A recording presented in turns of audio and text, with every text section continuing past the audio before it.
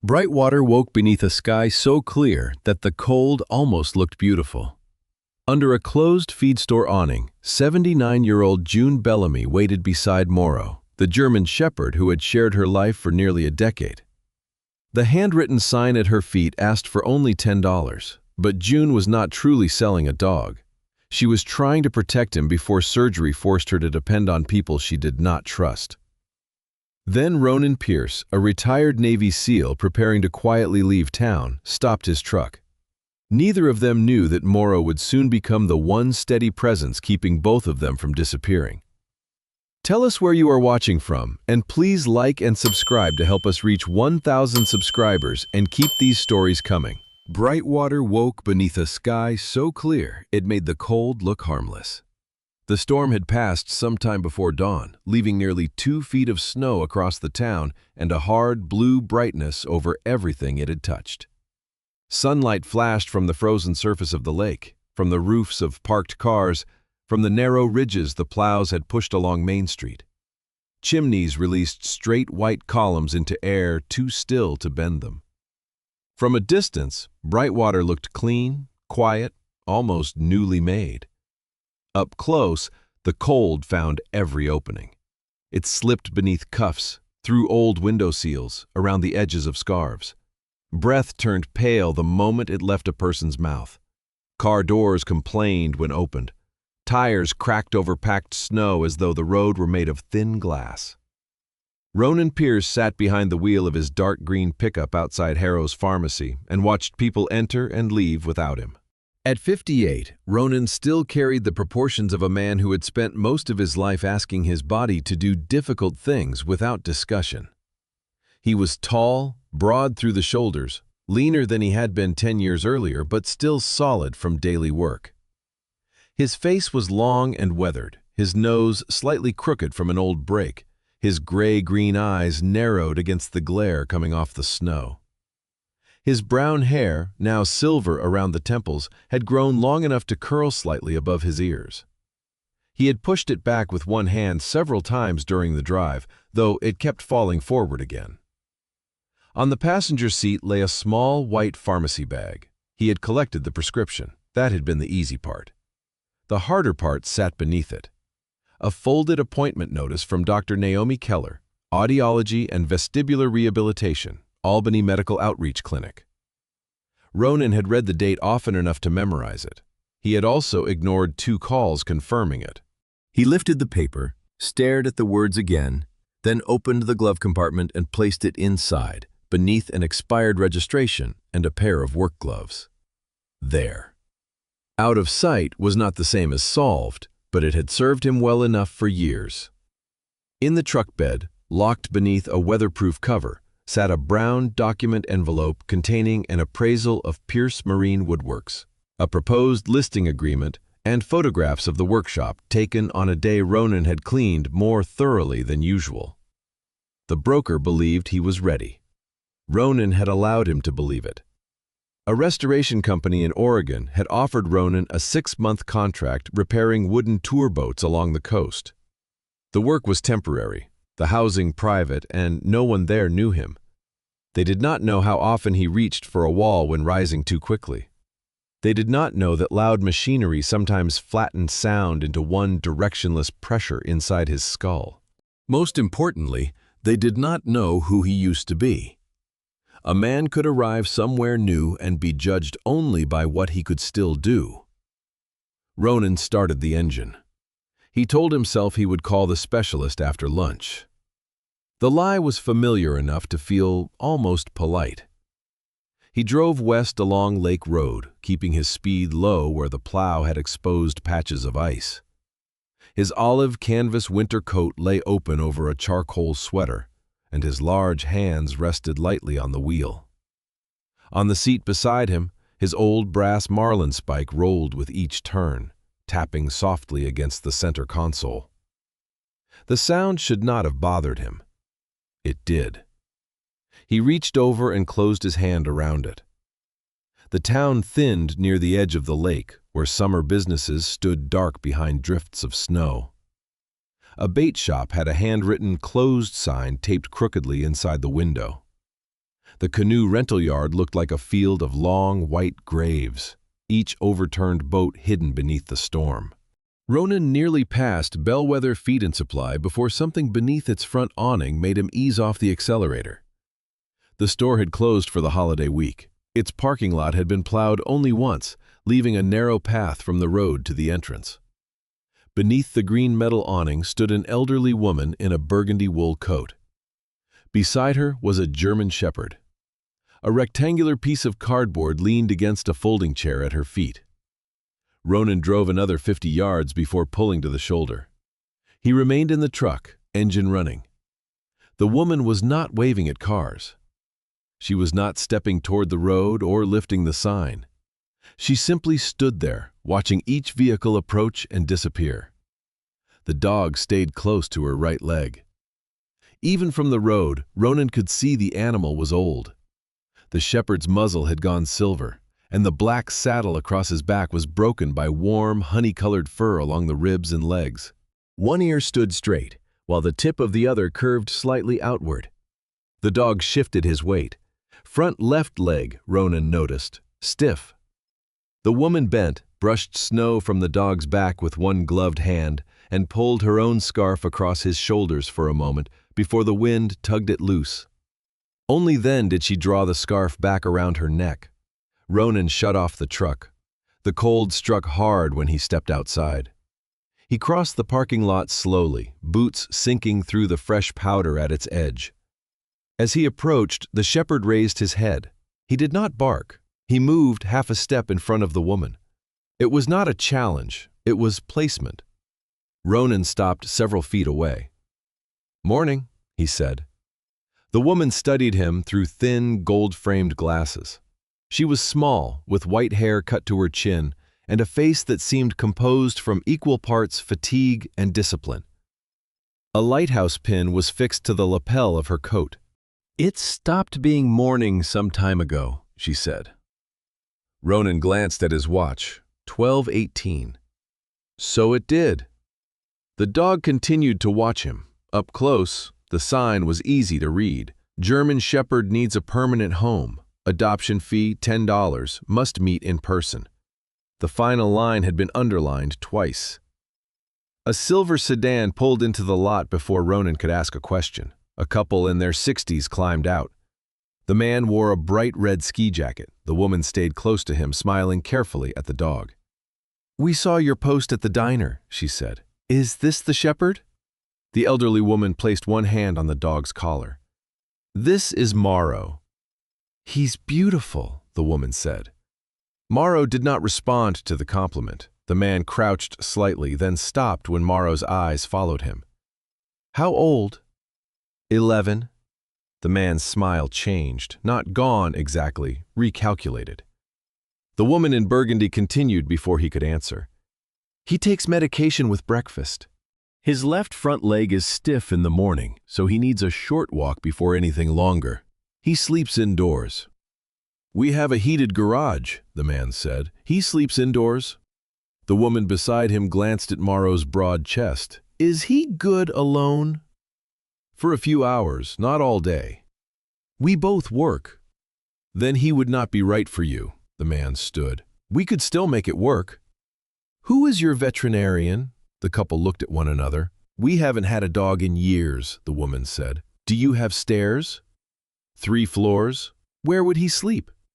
The man exhaled, losing patience. "Lady, it's a $10 dog." The shepherd's head lifted. The woman's hand tightened on his collar, not from fear of the man, but to reassure the dog. "He is not a $10 dog," she said. $10 is the price of the conversation." The man stared at her, perhaps deciding whether to be offended. His wife touched his sleeve. "We should go." They returned to their sedan without another word. The woman beneath the awning waited until the vehicle left before lowering herself onto the folding chair. Her movement was careful and uneven. Pain passed across her face before she could hide it. Morrow turned immediately and pressed his shoulder against her knee. Ronan looked at the untouched snow behind the chair. No fresh tire marks, no nearby vehicle. "How long have you been here?" he asked. Long enough to learn that people are very interested in free things and considerably less interested in responsibility. That isn't a number. She looked up at him over her glasses. 3 hours. Ronan's eyes moved to her gloves. The fingertips were wet. Her boots were good quality, but not warm enough for standing still that long. Where's your car? I don't drive anymore. Someone bring you? A community van. It was supposed to bring me back at 11. Supposed to? The driver called. They're helping move people from a building with a broken boiler. Ronan looked toward the road. You have somewhere warm to go? The question altered her expression. Not much, just enough. My apartment will be warm again when the repairman reaches it. When is that? Possibly tomorrow. And today? There is a warming center at the Methodist church. That takes dogs? No. Morrow looked from Ronan to the woman, as though the answer had already been discussed and rejected. The wind slid across the open parking lot. The cardboard sign trembled against the chair leg. Ronan bent and picked it up before it could blow away. On the back, written in smaller letters, were 3 phone numbers, each crossed out. The woman reached for it. That is mine. He handed it back immediately. Who were the numbers? People who said they might help. And? One changed his mind, one had a landlord who changed it for him, one wanted a guard dog for an equipment yard. Morrow leaned more heavily against her. Ronan looked at the shepherd's worn collar, the polished brass tag, and the fur flattened where the woman's hand had rested many times. You weren't planning to leave him with just anyone. No. Then why stand beside a road? Her lips pressed together. For the first time, the careful sharpness in her expression weakened. My friend Ruth was going to keep him while I had surgery, she said. She was admitted to the hospital yesterday with pneumonia. Nothing severe, they say, but severe enough. What kind of surgery? Hip replacement. When? 2 days? Ronan looked down at the dog. Morrow was too large for most temporary shelters and too old to adapt easily to a kennel full of noise. I called Amos Reed, the woman continued. Every boarding space he recommended is full. Christmas visitors, stranded travelers, people leaving town before the next storm. A woman answered my notice at the library. She promised to meet me here at 9. Ronan looked at the unbroken snow along the curb. She didn't come? No. Did she call? No. The woman's voice remained steady, but one thumb had begun rubbing the edge of Morrow's tag. Ronan knew the gesture. Give the hands something small to do so the rest of the body could pretend it was under control. What's your name? June Bellamy. Ronan Pierce. I know. That surprised him. June nodded toward his coat. A small stitched patch near the chest read, Pierce Marine Woodworks. My husband had you repair a cedar rowing boat 6 years ago.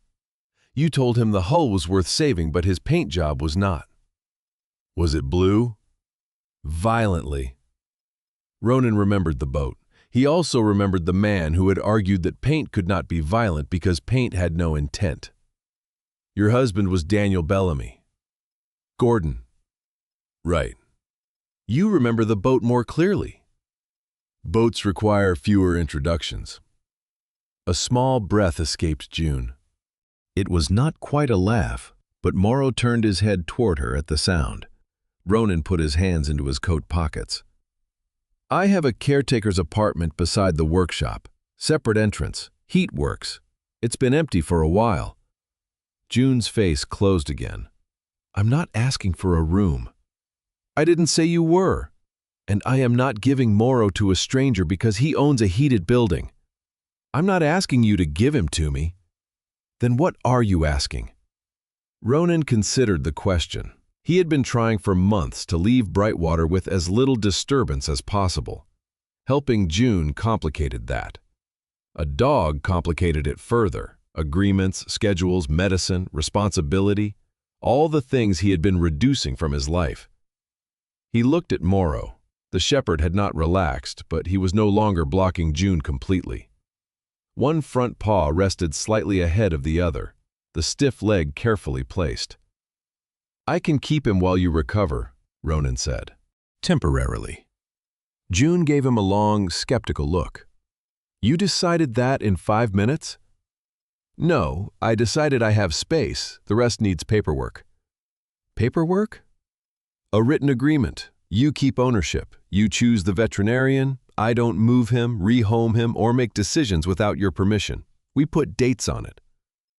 June's suspicion did not disappear, but it changed shape.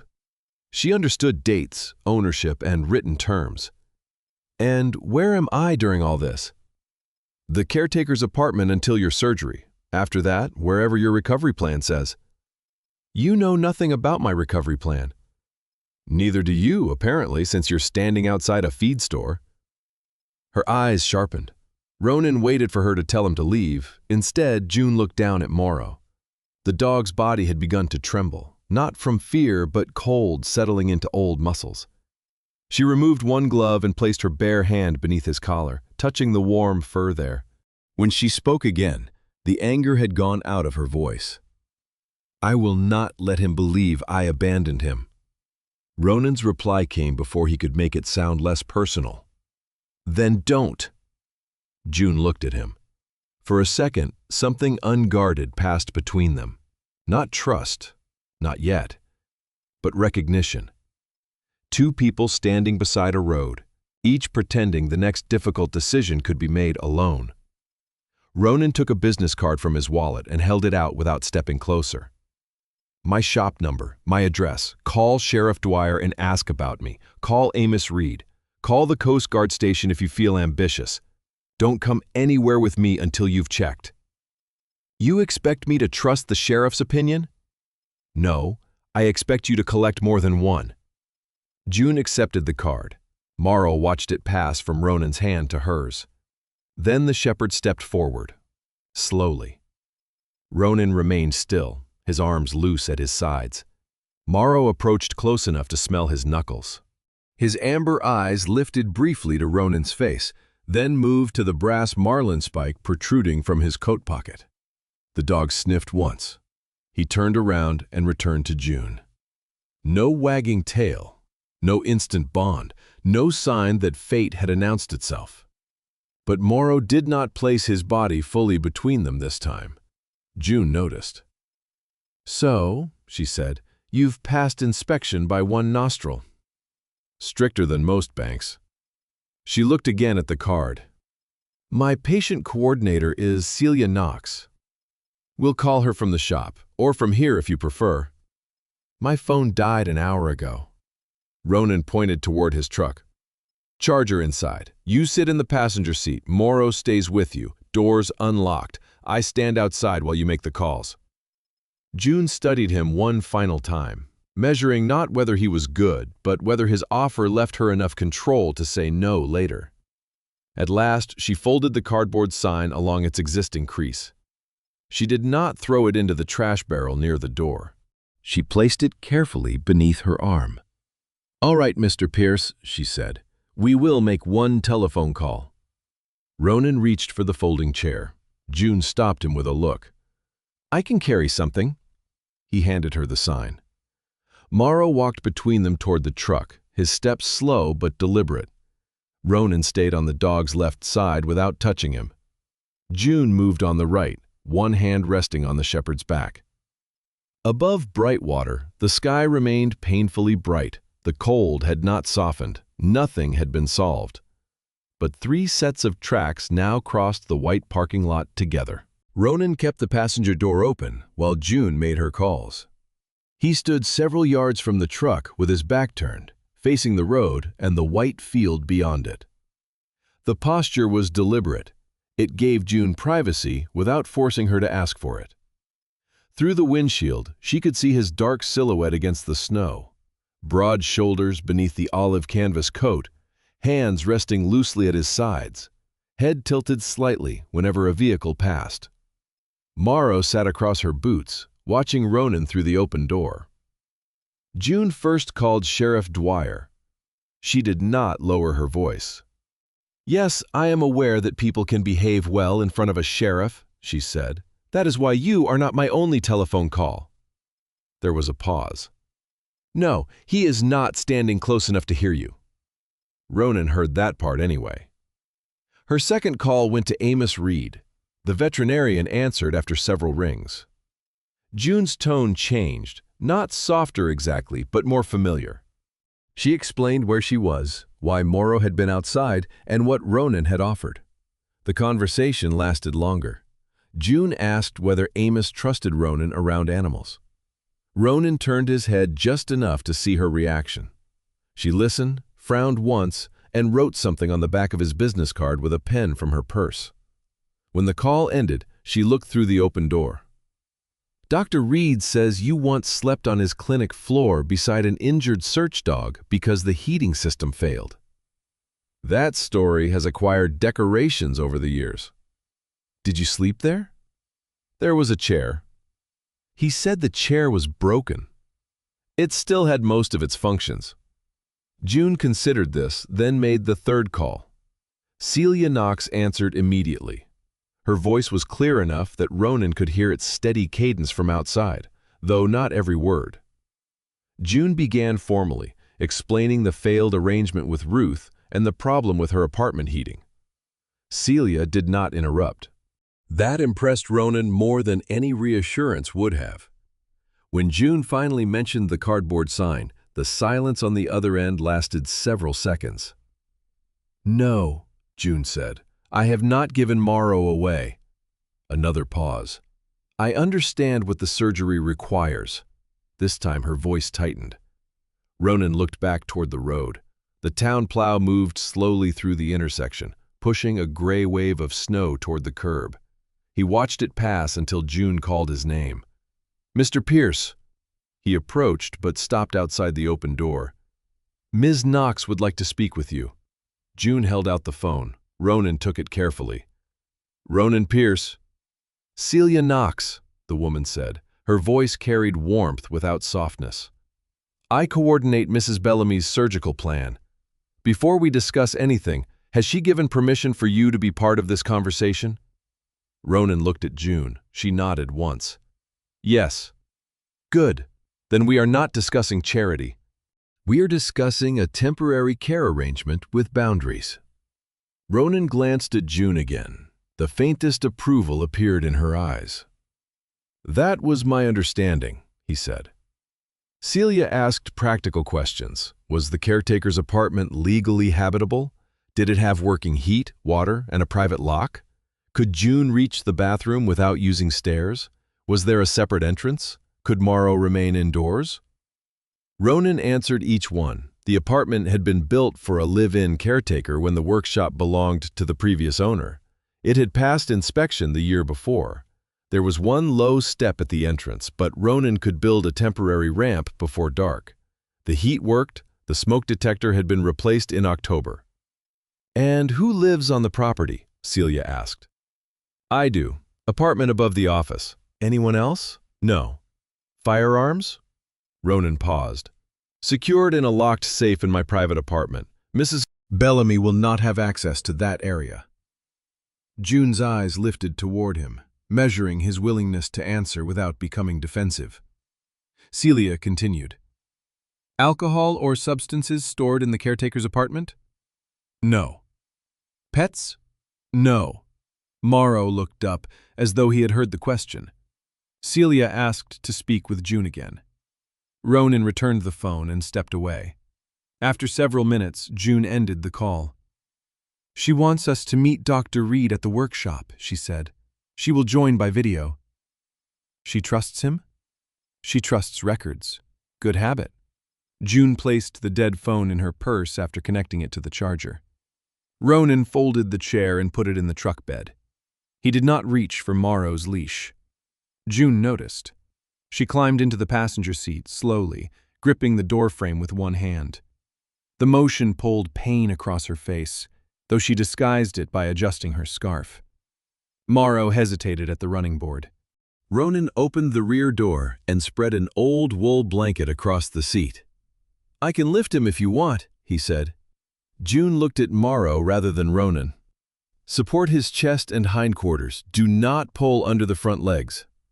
Ronan crouched. Ready, old man? Morrow's ears moved forward. Ronan placed one arm behind the dog's front legs and the other beneath his hips, lifting in a single controlled motion. Morrow stiffened but did not struggle. Once inside, he turned carefully and settled behind June. Ronan closed the door. It was the first thing June had allowed him to carry. Pierce Marine Woodworks stood near the northern edge of Brightwater, where the road curved along the frozen lake. The main building had once been a boat storage warehouse. Ronan had restored the cedar siding but left the old green doors wide enough to admit a small fishing vessel. Snow rested along the roofline in clean, bright layers. Inside, the workshop smelled of wood shavings, machine oil, and cold lake air. Two unfinished boats rested on stands beneath hanging lights. Hand tools lined one wall in exact rows. Coils of rope hung from wooden pegs, and long strips of cedar were stacked according to width. June stepped inside and studied the room. "You organize tools by size," she said, "and use. But not your mail." Ronan glanced toward the office, where several envelopes leaned against a chipped ceramic mug. "Mail has fewer sharp edges. It can wait." The caretaker's apartment was through a short hallway beside the office.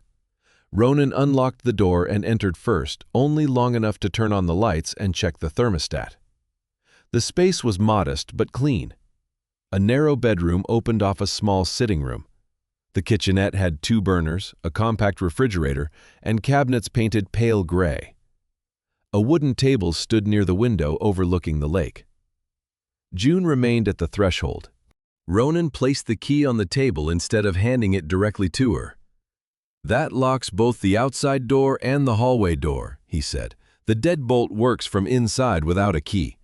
Window opens over the sink, fire extinguisher is below it. The number for the building inspector is on the refrigerator." June looked at the key. "You prepared this speech?" "No." "You speak as though you have." Ronan pulled off his winter coat, revealing the combat-style work shirt beneath it, an olive-drab body fitted close enough not to catch on machinery, camouflage sleeves, and 2 dark horizontal bands around each upper arm. The shirt carried no unit patch, rank, or name. "People listen better when they know where the exits are," he said. June did not ask what kind of people he meant. Morrow entered after her, moving carefully across the wooden floor. He inspected the table legs, the radiator, and the doorway to the bedroom before returning to June. He stopped at the threshold between the apartment and hall.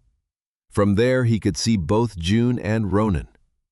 Ronan placed a folded rubber mat beneath Morrow's feet. "He'll need more of those," June said. "I have boat deck material in the shop, non-slip." "You were going to make a ramp, too." "Yes." "You make decisions quickly." "Only small ones." June looked again at the key, then she picked it up. Amos Reed arrived 20 minutes later in an aging station wagon with salt dried white along the doors. He was tall and thin, with slightly stooped shoulders and silver hair curling around a bald crown. His long face was clean-shaven, and round glasses magnified eyes that seemed perpetually disappointed by preventable problems. He entered carrying a worn black veterinary bag. Morrow's tail moved once against the floor. "There you are," Amos said, "causing administrative trouble." Morrow lifted his head. Amos knelt without crowding him and held out the back of his hand. After Morrow sniffed it, the veterinarian checked his eyes, gums, and joints with quiet efficiency.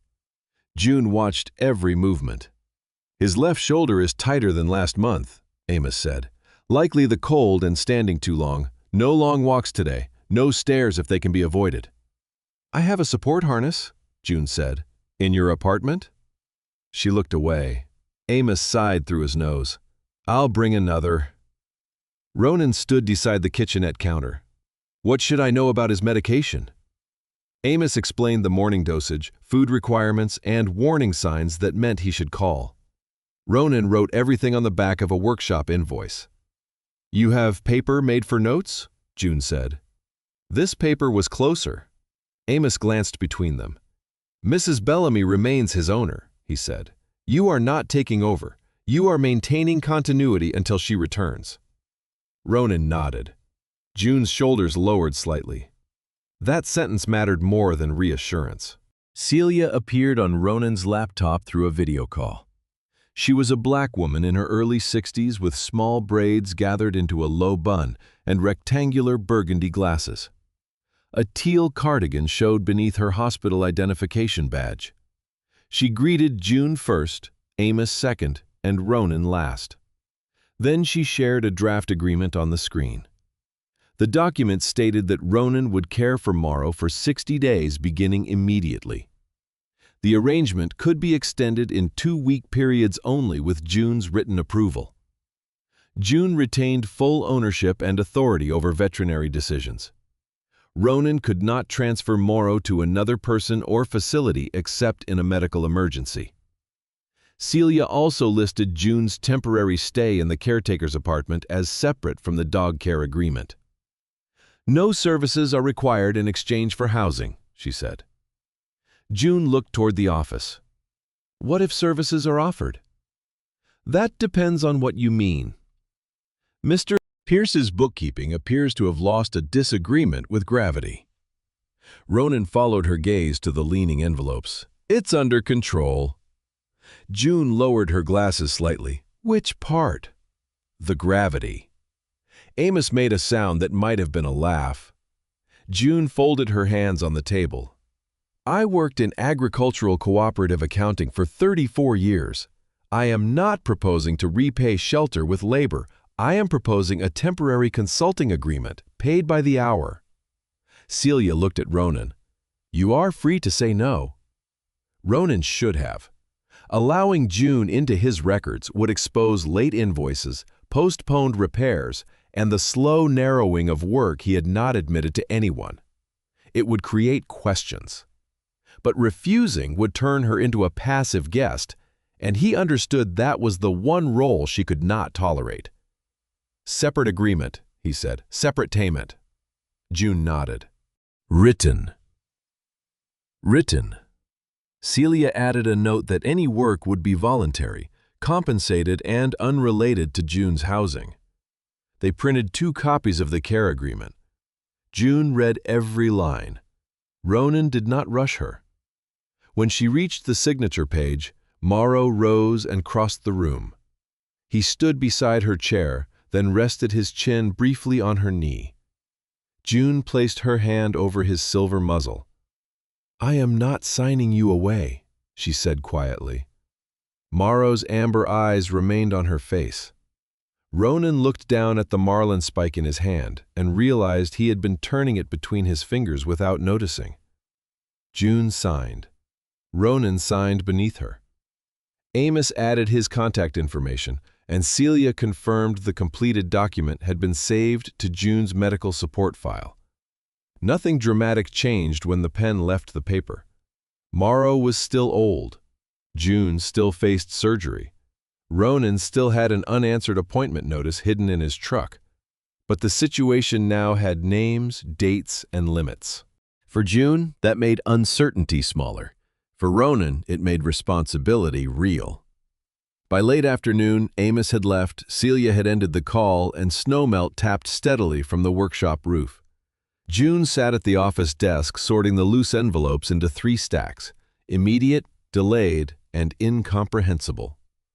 Ronan built a short temporary ramp outside the caretaker's entrance. He worked quickly, using cedar scraps and a strip of non-slip deck material. Morrow lay in the hallway between them. The dog could see June through the office doorway and Ronan through the open workshop. He appeared to have chosen the only position that required neither person to be alone.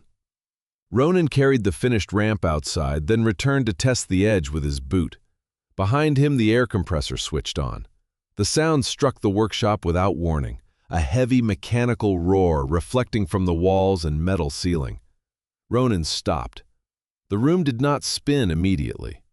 It shifted first, as though one side had dropped half an inch. Sound lost direction. The compressor seemed to be behind him, above him, and inside his left ear at once. He placed one hand on the workbench. The bench felt farther away than it looked. June turned in the office. She did not call his name. Morrow was already standing. The shepherd crossed the hallway with an uneven but determined gait.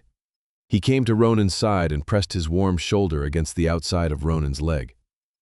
Ronan lowered his hand into the thick fur along Morrow's back. He focused on the pressure, solid floor, warm animal, workbench beneath his palm.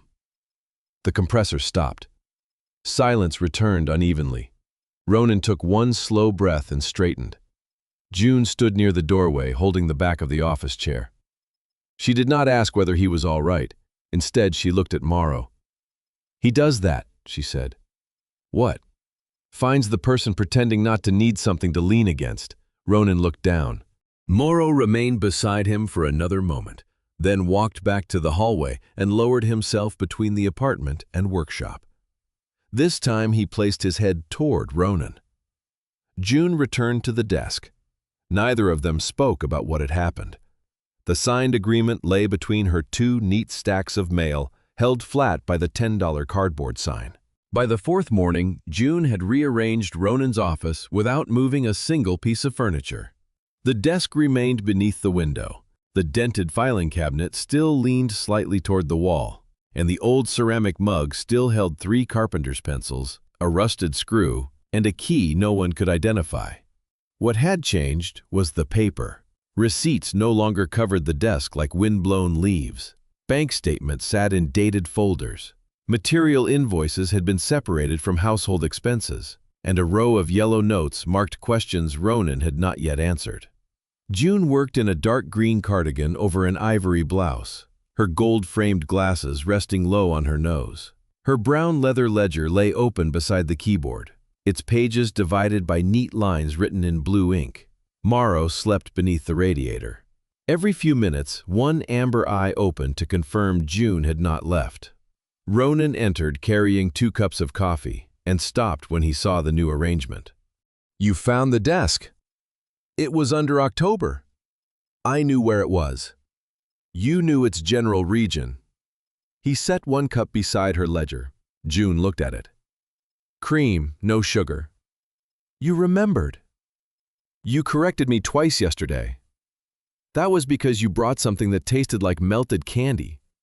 Ronan pulled a stool from the wall and sat opposite her. He wore his olive-drab work shirt with camouflage sleeves rolled to the forearms. Fine cedar dust clung to the dark bands around his upper arms and to the short, salt-and-pepper beard along his jaw. June turned the computer monitor toward him. "I have reviewed 6 months of deposits, material costs, outstanding invoices, and customer correspondence." "That sounds expensive." "You are paying me by the hour." "Then speak faster." She ignored that. "The business is not healthy, but it is not dying." Ronan's expression did not change. June tapped a spreadsheet. "You have enough active accounts to cover basic expenses if you collect what is owed. You have 11 invoices that were completed but never sent. They weren't ready. The boats were returned to their owners. The invoices weren't ready. Did you intend to carve each one into oak?" Ronan picked up his coffee. June moved to another column. "You declined 23 inquiries in the last year. 5 required lake testing. 4 involved mast work or ladders. 3 required heavy sanding equipment. The rest were not worth taking. 7 were handrail repairs. Small jobs. Small jobs pay in the same currency as large ones." Ronan looked past her toward the workshop. Beyond the office glass, the unfinished hull of a cedar runabout rested beneath the ceiling lamps. Sunlight entered through the high windows and lay across the floor in long, white rectangles. "I built this place for boats," he said. June studied him. His tone was not defensive. That would have been easier. It carried something quieter, the stubborn loyalty of a man standing guard over an older version of himself. "You built it to make a living with your hands," she replied. "The boats were one way of doing that." "They were the point." "Were they?" Ronan looked back at her. June did not press further. She had spent too many years examining accounts to confuse a useful question with one that needed an immediate answer. Instead, she opened a folder of unanswered messages. The first was from a woman asking whether Ronan could build 2 handrails for an exterior staircase. The second concerned a dining chair that sat too low for its owner to rise comfortably. Another asked about a short wooden platform for an aging Labrador that could no longer climb into a truck. All had been marked unread after Ronan had opened them. June closed the folder. A man without customers does not receive this many requests. I have customers. You are working hard to cure that. Before Ronan could respond, the workshop door opened and a gust of cold air carried in the smell of fried onions. Lunch, a woman announced, because neither of you has the judgment to stop working before your blood turns into varnish. Francine Doyle crossed the workshop with a square steel food carrier balanced against one hip. She was 61, broad-shouldered and quick-moving, with short, silver-blonde hair that rose in soft points above black cat-eye glasses. A mustard-quilted vest covered her cranberry plaid shirt, and snow melted from the edges of her black work boots. Morrow stood. His tail moved twice. Traitor, Ronan said. Francine placed the carrier on the office table. He respects reliable catering. She opened the lid. Steam rose from 3 containers of beef stew, soft bread, and roasted carrots. June looked at the third portion. You expected me. I saw the lights on 3 mornings in a row. Ronan does not turn on office lights unless the government requires it. Francine removed a folded receipt from her apron pocket and set it beside the food. June picked it up. The total was less than the cost of the ingredients. This cannot be correct, she said. Francine took off her glasses and polished them on her shirt. Winter lunch rate. For whom? People eating lunch in winter? Ronan leaned against the filing cabinet. She makes up prices according to mood. My mood is a recognized local currency. June looked from the receipt to Francine. There was kindness in the woman's expression, but no pity. She had not arrived asking what June needed. She had brought food, named a price, and allowed everyone to remain adults. June folded the receipt and placed it in her ledger. I will record it as a business meal. Francine nodded approvingly. Finally, someone serious. They ate at the workbench because the office table had disappeared beneath June's folders. Morrow lay nearby, positioned where he could see all 3 chairs. Francine gave him one small piece of carrot, waited for June's permission, then refused to give him another when he stared at her.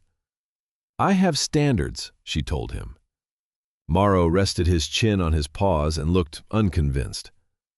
After lunch, Francine carried the empty containers back toward the door. She paused beside the unfinished cedar runabout. Mrs. Avery called the diner again, she said to Ronan. She still needs a rail beside her porch before the next freeze. She should call a contractor. She did. They quoted her for a complete porch replacement. The steps are rotting? No, she needs something to hold. Ronan wiped his hands on a cloth. I'm not a handyman. Francine looked at the boat, then at the wall of tools. Of course not. You're a mysterious craftsman who only touches wood when it is floating. She left before he could answer. June returned to the office. She did not mention Mrs. Avery. She added the name to a yellow note. That afternoon, Ruth Delaney called from the hospital. June answered on the second ring and immediately straightened in her chair. Ruth, you are supposed to be resting. The voice from the phone was thin but energetic enough to be argumentative. Morrow lifted his head at the familiar sound. June switched to speaker and set the phone on the desk. Ruth apologized before saying hello properly. She had been admitted with pneumonia after ignoring a cough for too long. The doctors expected a full recovery, but she would not be discharged soon enough to care for Morrow during June's surgery. I gave you my word, Ruth said. You developed an infection, not a moral defect. I should have noticed sooner. You also should not have climbed onto your porch roof last spring, yet here we are. That gutter was making a criminal noise. June closed her eyes briefly. Ruth's voice softened. I left you without a plan. No, life interrupted the plan. I know what he means to you. At the sound of his name, Morrow rose and walked to the desk. He placed his chin on June's knee. June rested one hand between his ears. He is warm, she said. He has eaten. A veterinarian examined him. He has already inspected every door in the building. And you? I have also inspected the doors. That was not my question. June looked through the office glass. Ronan was outside the workshop measuring cedar boards. He stood with his feet slightly apart, one hand resting on the work table while he read the tape measure. From a distance, the stance appeared solid. June now knew it was sometimes necessary. I am managing, she said. Ruth was silent for a moment. You always say that when you mean you have found a way to avoid answering. I learned from experienced people. I am sorry, I need help, June. The sentence landed differently from the earlier apology. June's hand stopped on Morrow's head. You do not need to apologize for being ill. I know. Then stop. I will try. June looked down at her wedding ring and turned it once around her finger. She could offer Ruth patience without hesitation. She could tell her that weakness was not betrayal, that plans could fail without anyone being at fault, that accepting care did not make a person less dependable. The words came easily when they belonged to someone else. Morrow pressed his muzzle more firmly against her knee. June swallowed. Rest, she told Ruth. Call tomorrow. Morrow will want a report. After the call ended, she remained seated with the dark phone screen beneath her hand. On her ledger, she wrote one line and then crossed it out so heavily the paper nearly tore. Ronan did not ask what it said. Over the next several days, the workshop began attracting people who had no urgent need for boats. Frank Mercer, a retired firefighter with a heavy gray mustache, brought in a dining chair that had belonged to his wife. One rear joint had loosened. The repair required less than an hour, but Frank stayed through most of the afternoon. He sat near the radiator while Ronan worked. Morrow lowered himself beside the man's boots. Frank spoke about wood glue, lake ice, and the price of heating oil before finally saying his wife had always sat in that chair while reading the newspaper. Since her passing, he had kept it against the wall because hearing it creak when empty bothered him. No one told him that grief required courage. Ronan repaired the joint and added a hidden brace. June invoiced him for the work. Frank paid without protest and stayed for another cup of coffee.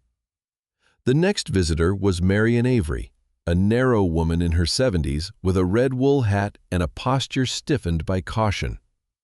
She brought photographs of her porch steps. I am not replacing them, she said before Ronan could speak. The boards are sound. I need a rail on the right because my left hand is no longer cooperative. Ronan examined the measurements she had written. You took these yourself? With a ruler and poor judgment. He looked again at the photographs. I could make something removable, cedar, anchored below the stair frame. Marian nodded. I do not want it to look medical. It'll look like a handrail. That is exactly what I want. June watched Ronan sketch the design. He did not appear defeated. Later, a former Army mechanic named Lewis Grant brought in a small aluminum boat with a cracked wooden bench. He was close to Ronan's age, thick through the chest and uncomfortable with silence. Lewis spoke constantly until Morrow settled beside him. Then he stopped. For almost 10 minutes, the only sounds were Ronan's handplane moving over wood and the ticking radiator. Lewis drank his coffee and looked through the window toward the frozen lake. I retired last year, he finally said. Turns out I liked complaining about work more than I like having none. Ronan kept planing. Common design flaw. Lewis smiled without looking at him. Morrow remained where he was. The dog did not solve anything. He did not perform, alert, or guide. He simply made quiet company feel less like failure. By the end of the week, the lights in the office stayed on after sunset. June had sent the overdue invoices. 3 customers paid immediately. Ronan completed Marion's rail and Frank's chair, then accepted 2 more small jobs without announcing that he had changed his mind. June created a separate column in the ledger labeled Adaptive Work. Ronan saw it. "I didn't approve that name. You may submit an alternative in writing. I'm not turning the place into a mobility shop. No one asked you to. You're making a category. Categories do not control people, Mr. Pierce. They merely reveal what people are already doing." Ronan looked toward the new handrail resting on the workbench. "This isn't the work I built the shop for." June closed the ledger. A shop can change without its owner losing. His expression tightened. Not anger exactly, but resistance finding a place to stand. "You assume I'm afraid of losing." "I assume nothing. I read records." "And what do the records say?" "That someone with customers, tools, and skill has spent a year making his business appear smaller than it is." Ronan's gaze shifted to the high windows. June waited. At last he said, "I don't like being tied down." It was not the truth, but it was close enough to show where the truth lived. June let him keep the rest. That evening, Celia Knox called to confirm June's preoperative evaluation. June sat alone in the caretaker's apartment while Morrow ate from a raised bowl near the kitchenette. "Yes," she told Celia, "I know the appointment is Tuesday." She listened. "Yes, transportation has been arranged." Another pause. "I understand that postponing may move the surgery several months." June's hand tightened around the phone. "I said I understand." When the call ended, she remained at the table. Outside the window, Ronan moved through the workshop, turning off lights 1 row at a time. Each switch left a section of the building in shadow until only the office lamp remained. June opened her laptop. She searched for monthly rooms in Vermont. The website she found belonged to a quiet senior residence near Montpelier. The photographs showed pale hallways, a dining room with artificial flowers, and private rooms overlooking a line of bare trees. Independent living, the page said. Flexible monthly agreements. No large pets. June read the final rule 3 times. Morrow finished eating and came to sit beside her. She closed the laptop when Ronan passed the apartment door. The next afternoon, while he delivered Marion Avery's handrail, June took a suitcase from the bedroom closet. She packed slowly. 2 cardigans, 3 blouses, medication, her leather ledger. The lighthouse pin remained on her burgundy coat. She placed Morrow's spare leash on the bed, stared at it, and moved it to the chair instead. When Ronan returned, the suitcase was hidden behind the bedroom door. June worked until dinner as though nothing had changed. That night, Morrow did not settle beside her bed. He walked into the hallway and lowered himself across the threshold between the apartment and workshop. His body faced neither room completely. June stood in the dim apartment, watching him. Beyond the doorway, Ronan's footsteps crossed the workshop and stopped. For a moment, the 3 of them remained separated by walls, plans, and things not yet said. Morrow placed his silver muzzle on his paws. He had chosen the only place from which neither departure could happen unnoticed. Celia Knox called Ronan shortly before noon. He was fitting a cedar handrail to Marion Avery's porch measurements when the office phone rang. June had gone to the pharmacy, leaving Morrow asleep near the radiator and a half-finished column of figures open on the desk. Ronan nearly let the call go to voicemail. Then he saw Celia's name on the small display. "Pierce Marine Woodworks."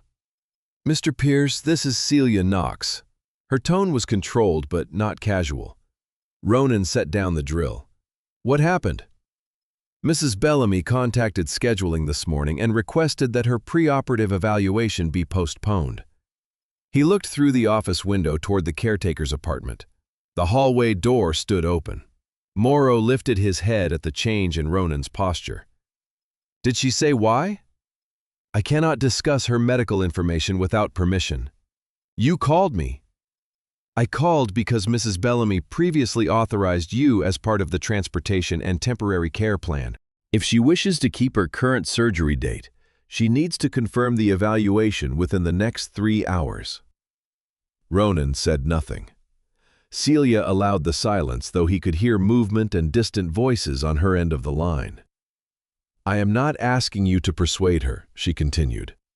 "I am asking you to make sure she understands that postponement may move the procedure several months." She understands. People can understand consequences and still make decisions while frightened. Ronan looked down at the handrail beneath his palm. The cedar had been sanded smooth. Marian Avery would be able to grip it without splinters, lean her weight into it, and climb her own steps without turning the house into something she did not recognize. The work had been simple. Accepting that it mattered had been harder. "I'll speak to her," he said. "Speak with her, not at her. I know the difference. I am sure you believe you do." The line ended before he could answer. Morrow stood and walked toward the caretaker's apartment. Ronan watched him cross the hallway. June had left the apartment door open, perhaps because she expected to return in a few minutes. Ronan had no reason to enter. The housing agreement gave her complete privacy, and he had made a point of never crossing the threshold without permission. Then Morrow stopped inside and looked back. "Come on," Ronan said. "She'll be back." Morrow remained where he was. Ronan moved only as far as the doorway. The apartment looked different. Nothing had been removed from the walls because June had never hung anything. The difference was in the absence of small signs: the folded cardigan normally resting over the chair, the slippers near the radiator, the leather ledger beside the window. A suitcase stood upright beside the bedroom door. On the kitchen table lay a printed confirmation from a senior residence outside Montpelier, Vermont. A monthly room had been reserved beginning the following week. A handwritten note beside it listed bus schedules, medication refill dates, and the name of a taxi company. The laptop remained open. On the screen was an unfinished email addressed to Celia. The subject line read, "Surgery cancellation." Ronan did not touch the computer. He did not need to. Morrow moved to the chair where June had left his spare leash. He sniffed it once, then sat down. The arrangement was suddenly clear. June had not been deciding whether to leave. She had been deciding how quietly she could do it. Ronan returned to the workshop before she came back. He tried to continue fitting the handrail, but his measurements stopped making sense. He checked the same length 3 times and arrived at 3 different numbers. On the 4th attempt, he set down the tape measure. The brown envelope containing the workshop appraisal was still locked inside the cabinet behind his desk. The Oregon contract remained in his truck. He had told himself his departure was orderly, responsible, temporary. June had probably used the same words. The front door opened. Cold air entered first, followed by June in her burgundy coat. Snow dusted the shoulders and the brim of her scarf. She carried a paper pharmacy bag beneath one arm and moved more slowly than usual. Morrow went to her. She touched his head, then noticed Ronan standing in the office doorway. "What is it?" she asked. "Celia called." June's hand stopped against Morrow's ear. That was inappropriate. "She didn't share anything private. She said you need to confirm your appointment within 3 hours if you want to keep the surgery date." "I know what she said." "Then why did you postpone it?" June removed her gloves 1 finger at a time. "I was planning to tell her." "You drafted the email." Her eyes sharpened. "You entered my apartment?" "I stood at the doorway." The suitcase, letter, and laptop were on the table. "That does not make them your concern." "The dog you asked me to care for is my concern." "Morrow has an agreement." "An agreement for 60 days while you recover." "Plans change." "That's what you call this?" June placed the pharmacy bag on the desk with more care than the movement deserved. "What would you prefer I call it?" "Leaving?" She looked at him evenly. "Yes." The word carried no apology. Ronan crossed his arms. "You're canceling a surgery you've waited months for, handing off Morrow and moving to another state because you don't want anyone helping you for a few weeks." You have reduced a complicated decision into a sentence that flatters your opinion.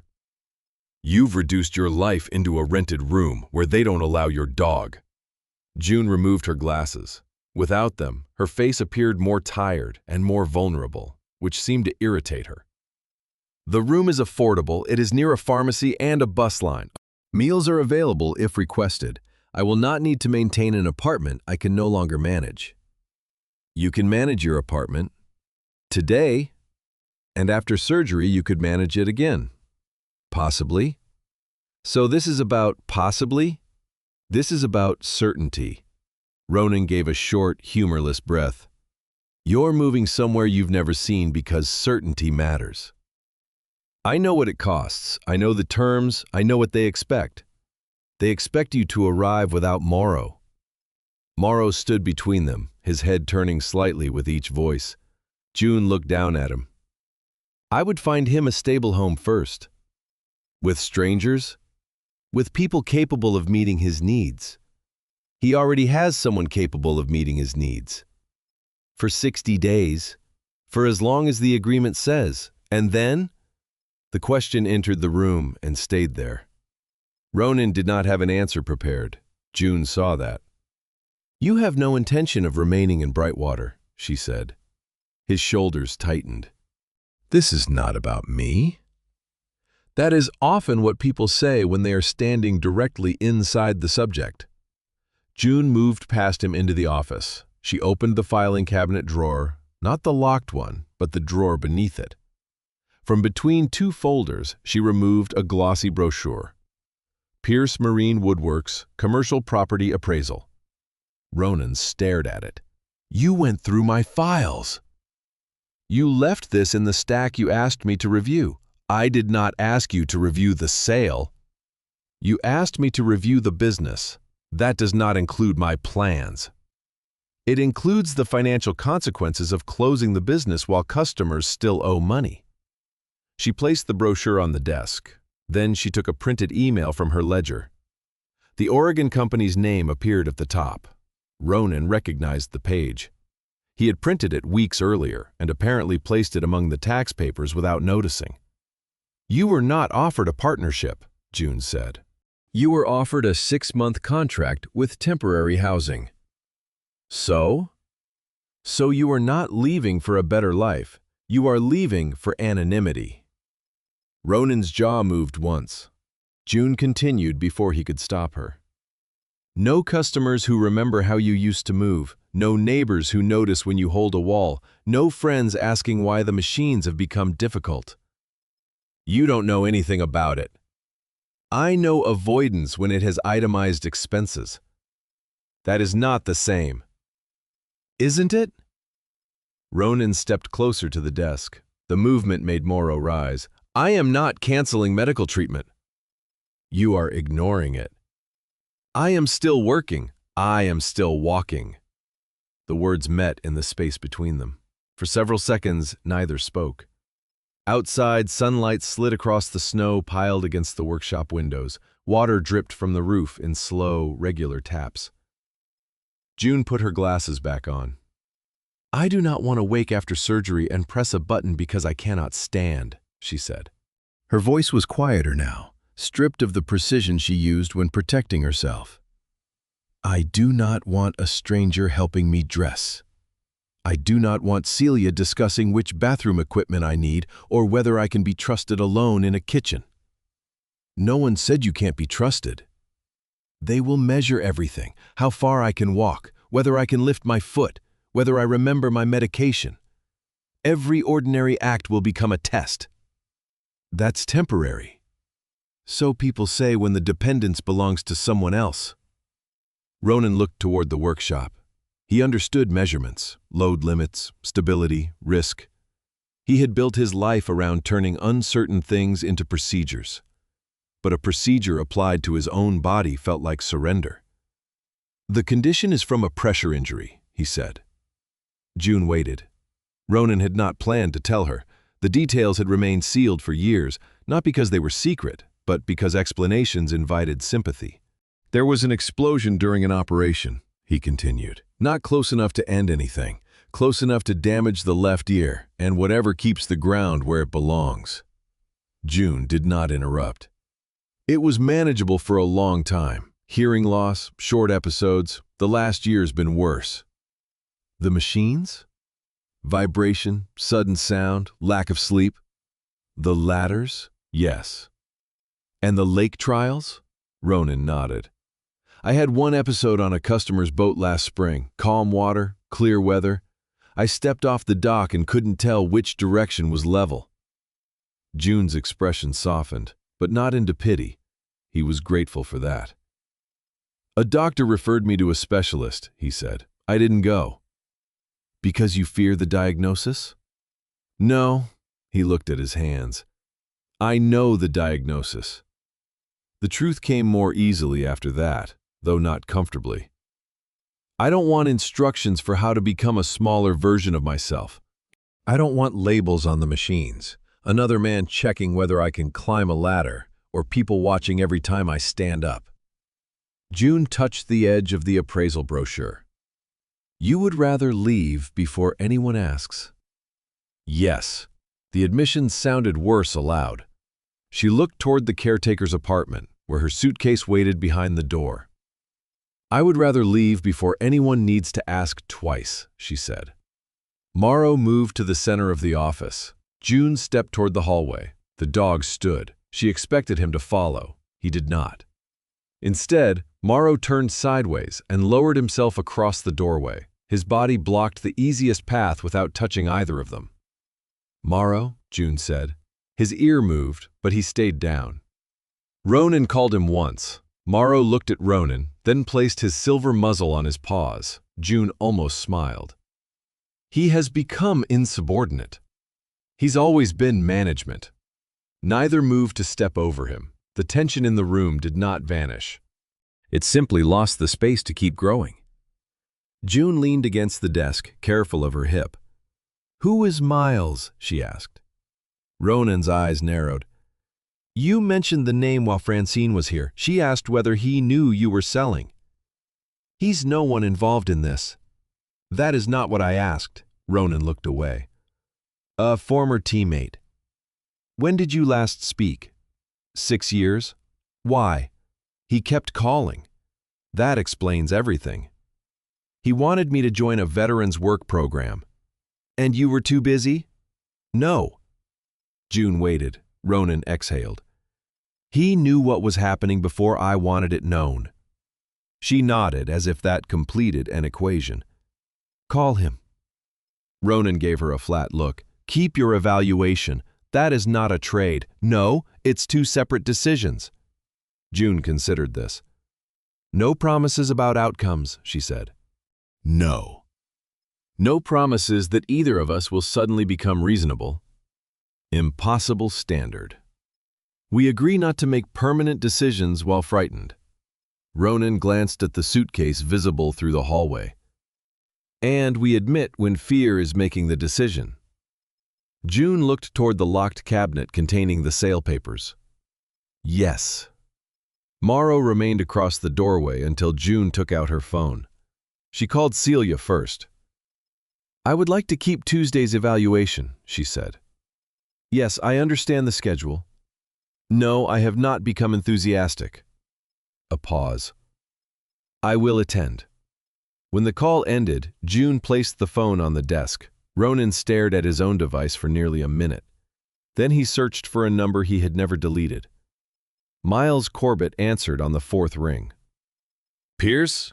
The voice was deeper than Ronan remembered, but the disbelief in it was unchanged. Ronan turned slightly away from June. It's me. I assumed that. Dead men rarely use their own phones. Ronan closed his eyes. June lowered herself into the office chair and began sorting the papers again, giving him the privacy of pretending not to listen. I need to ask you something, Ronan said. The line went quiet. Then Miles answered, no humor left in his voice. All right. Morrow rose from the doorway. He walked into the office, circled once, and lowered himself between June's chair and Ronan's boots. The suitcase remained packed.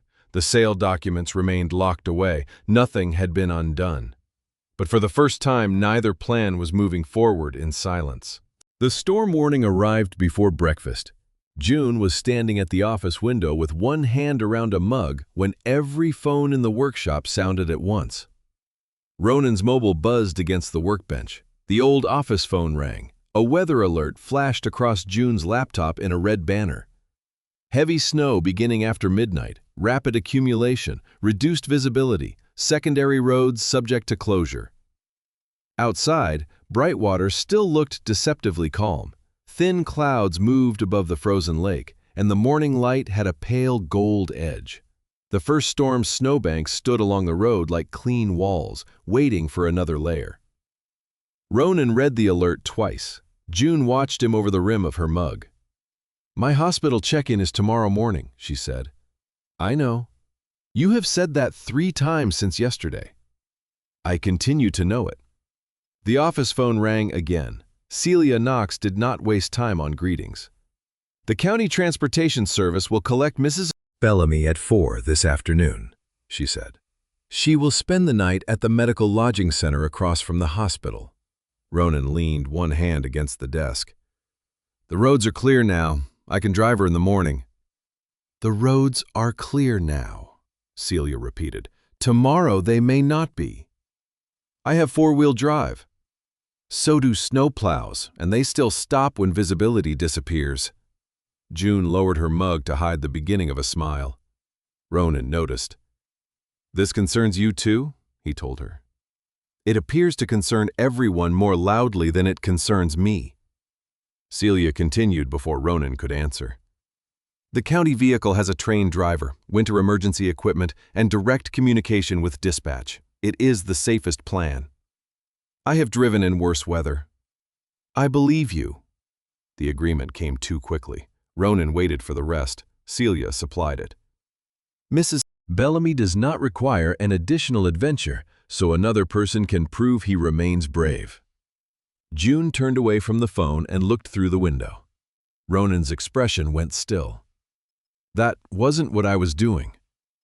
"Then accepting the safer arrangement should be simple." Celia confirmed the pickup time, medication list, and address of the lodging center. Ronan agreed with the reluctance of a man signing something under protest. After the call, June returned to the spreadsheet on her laptop. "You could have defended me," he said. "I considered it." "And?" "She was doing well." Ronan picked up a coil of extension cord and carried it into the workshop with more force than necessary. The storm required preparation. He checked the generator fuel, covered the cedar stock, secured the exterior shutters, and moved 2 completed projects away from the loading doors. He had performed versions of the same routine for years. The sequence usually settled him. That morning, it did not. The county van would arrive at 4. June's suitcase stood beside the caretaker's apartment door. Morrow's medication had been separated into labeled packets. Amos had provided written instructions and a second support harness. Everything was prepared. Ronan disliked the fact that preparation did not make departure feel smaller.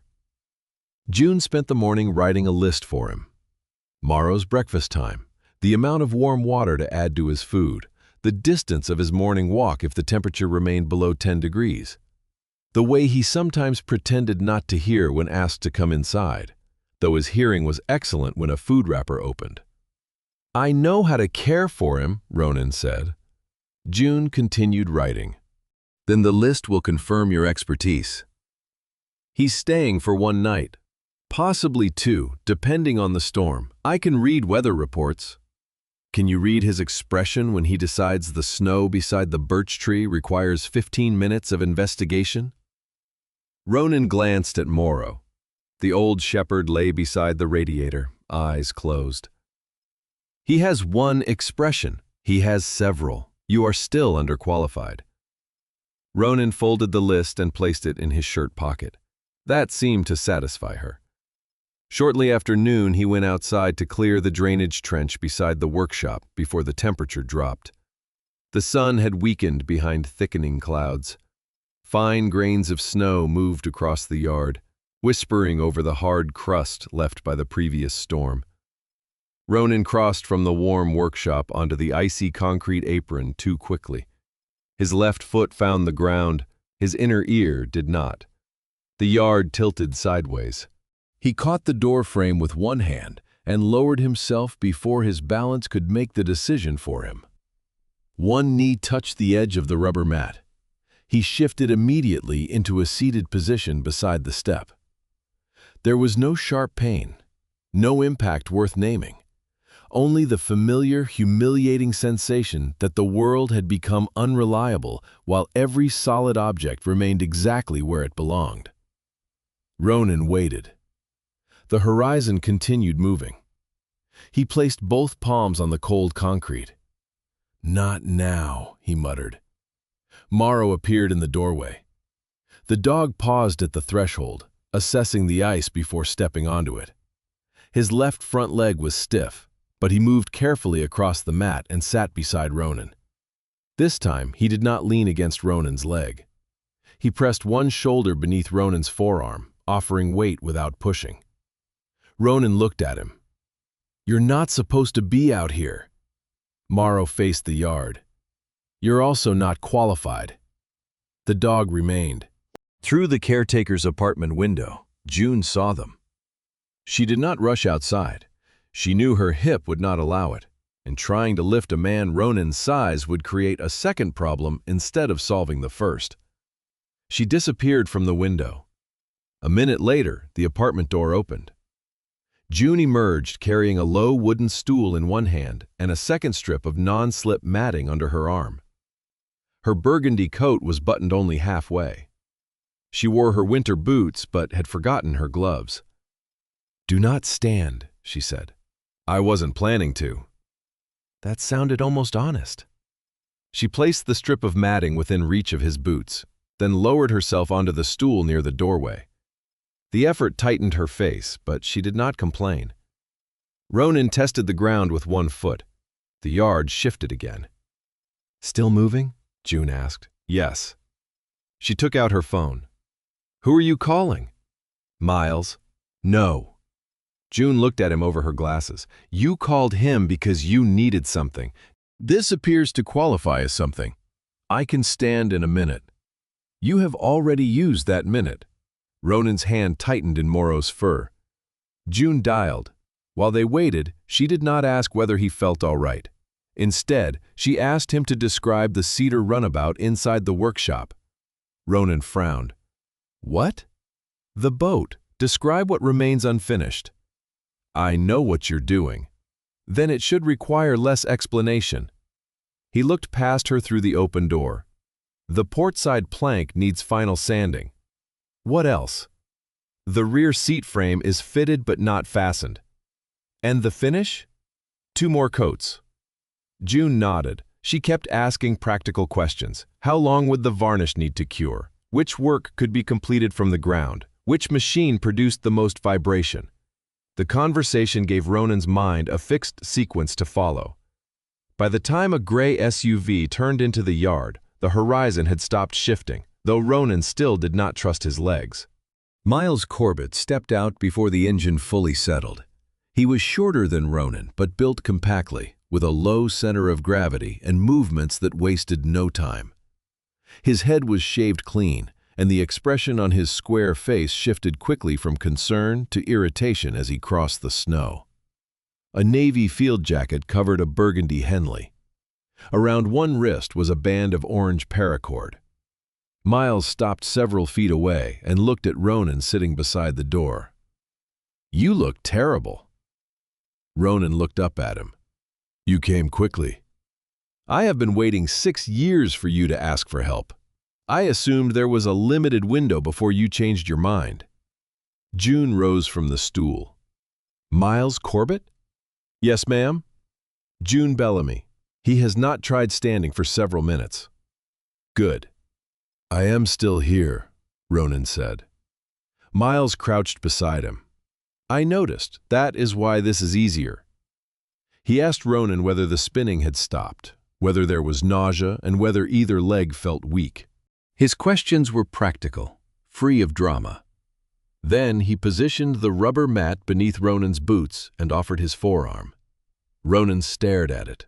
Miles waited. "I don't need to be carried." "Excellent, because I did not offer."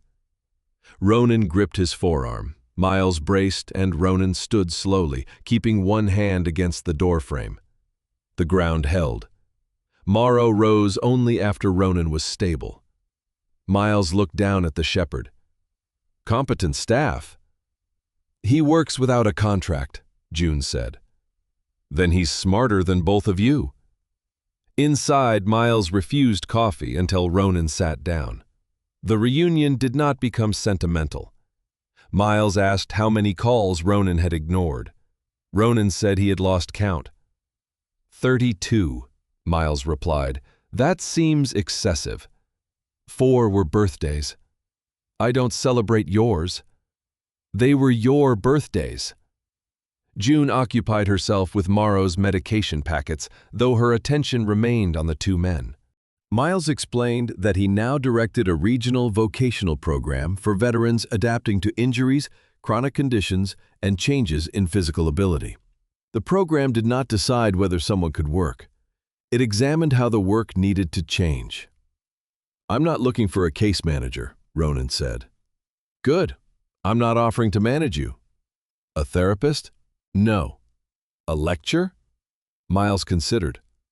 "That may occur naturally." He explained that Ronan needed an independent medical evaluation first. He knew a specialist named Naomi Keller who worked with hearing loss and vestibular conditions. After that, Miles could help review the workshop: lighting, vibration, ladder use, emergency procedures, and tasks that should no longer be performed alone. "You will not decide what I stop doing," Ronan said. "No, you will. And if I decide nothing changes, then you will at least be honest about the decision." Ronan looked toward the workshop floor. June recognized the sentence's effect. It sounded uncomfortably close to their agreement from the previous day.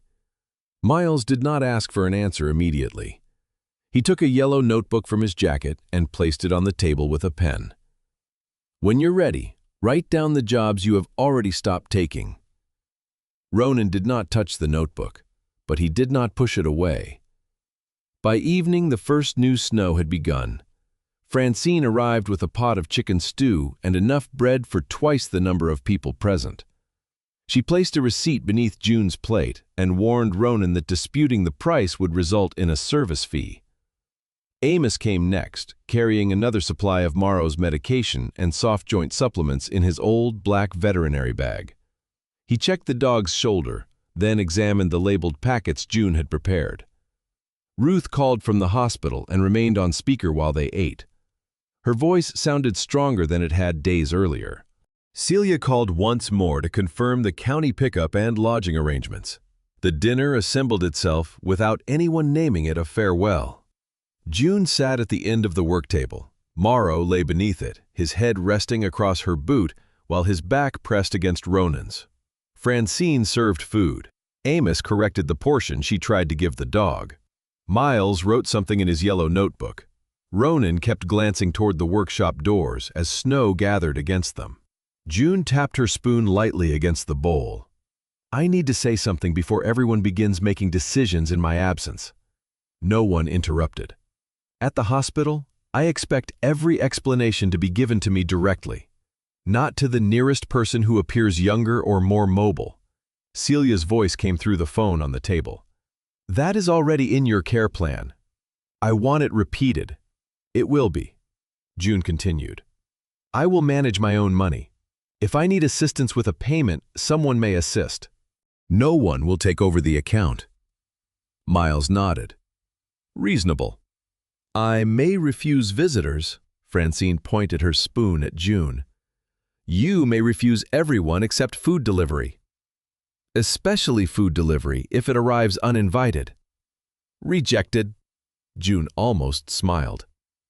"If I am tired, that does not mean I am confused. If I am frustrated, that does not mean I am incapable. And no one is to discuss my future residence while I am not in the room." Ronan looked at her.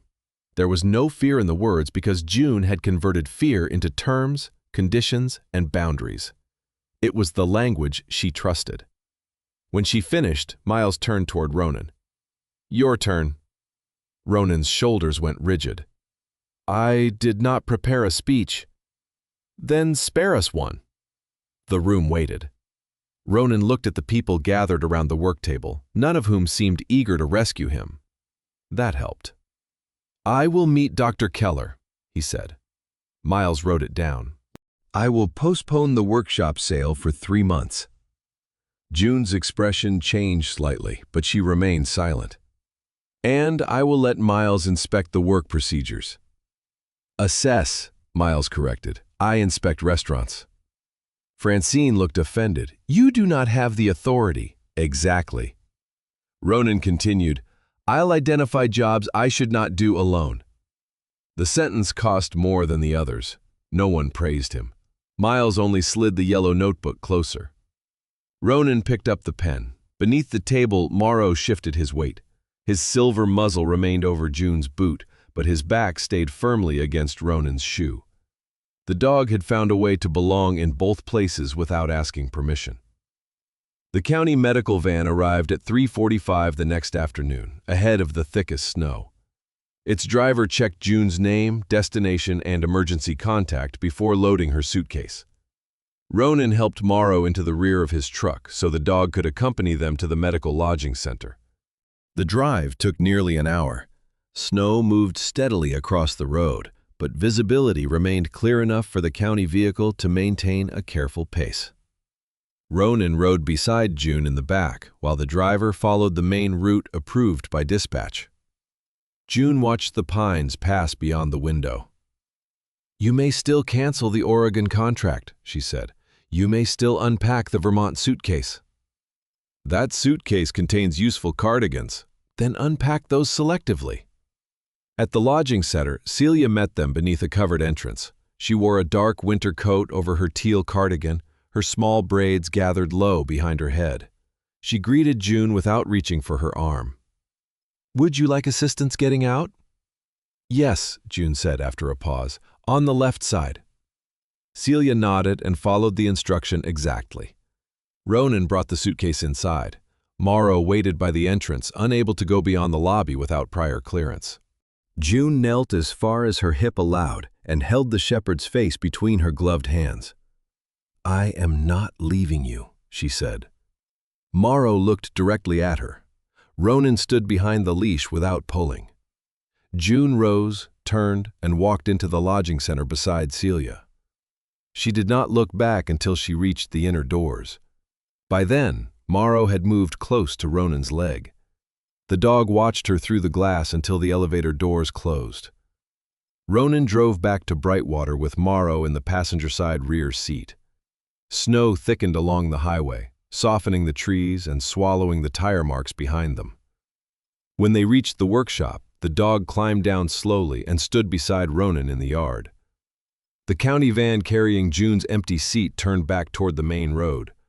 Morrow followed it with his eyes until its red lights disappeared beyond the white pines. Ronan rested one hand on the old shepherd's shoulder. Neither of them went inside immediately. The storm was coming. For once, they had not tried to cross it alone. June's surgery went according to plan. Celia delivered the news to Ronan in the plain, careful language she knew he preferred. There had been no unexpected complications. June was awake, stable, and already displeased by the number of people asking her to rate discomfort on a scale from 1 to 10. "That sounds like her," Ronan said. "It does. Can I speak to her?" "Not yet. She is tired." "She'll say she isn't." "She already has."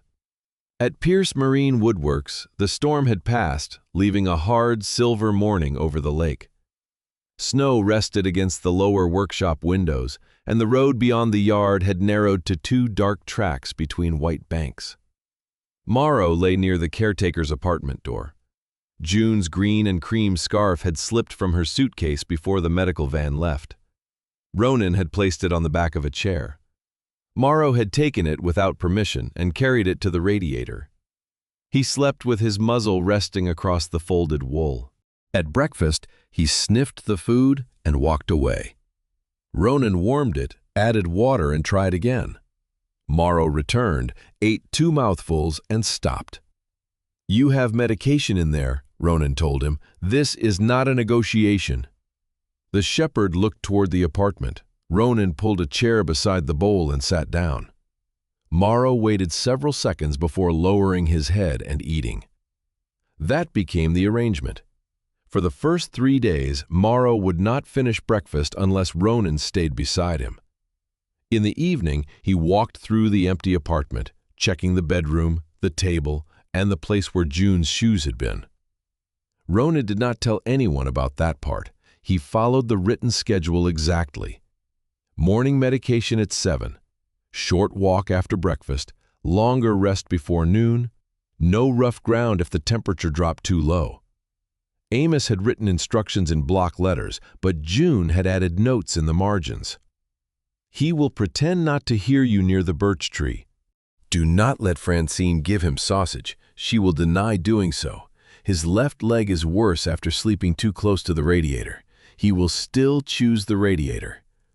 The notes irritated Ronan because they were accurate. Caring for Morrow placed edges around each day. Ronan could not work until midnight and sleep through breakfast. He could not ignore the weather or leave the workshop without telling anyone where he was going. An old dog required routine. Ronan had spent years believing routine was something he imposed on the world. He had not considered what it meant to be held in place by it. June's recovery began less gracefully. On the morning after surgery, a nurse helped her sit on the edge of the bed. June had expected discomfort. She had prepared herself for it with the confidence of someone who believed preparation should count for more than it did. What she had not expected was the delay between intention and movement. Her mind instructed her left leg to shift. The leg seemed to receive the message through an unreliable postal service. "Take your time," the nurse said. "I am taking everyone's time. No one is rushing you." June looked at the clock on the wall. Someone was always measuring time in hospitals. Medication intervals, visiting hours, blood pressure checks, steps taken, minutes sitting upright. The physical therapist arrived later with a walker. June disliked it immediately. It was gray, wide, and practical. Rubber grips covered the handles. A small plastic tag displayed her name. The therapist explained how to stand without twisting her hip. June listened, followed the instructions, and still needed help. When she finally stood, her arms trembled from the effort. The room seemed much farther across than it had from the bed. "You're doing very well," the therapist said. June's hands tightened around the walker. "I have moved 3 feet. That is 3 feet more than this morning.